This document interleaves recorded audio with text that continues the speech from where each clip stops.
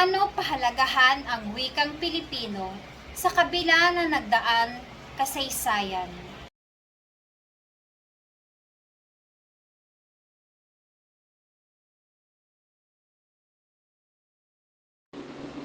Ngunit paano nga ba natin ipapahalagahan ang ating wika sa kabila ng mahaba at masalimuot na kasaysayan?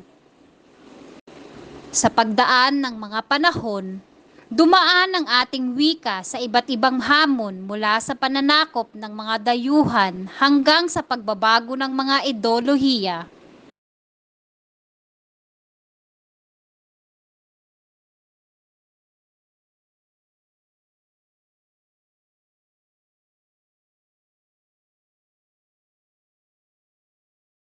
Ngayon, ang ating wika ay nasa gitna ng isang bagong panahon, ang modernasyon, ngunit ito rin ang pagkakataon upang higit na pahalagahan at buhayin ito.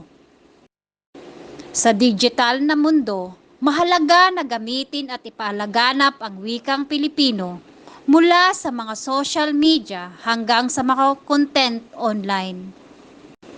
Sa ating tahanan, dapat nating ipasa sa susunod na henerasyon ang pagmamahal sa ating wika. Simulan natin sa simpleng mga usapan sa pamilya.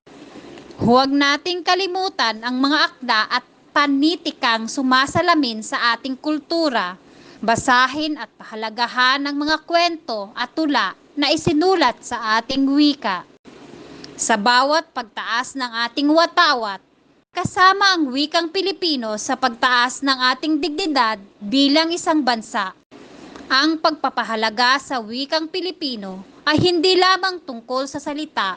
Ito ay tungkol sa ating kasaysayan, ating pagkakakilanlan, at ang ating pagkakaisa bilang isang bansa.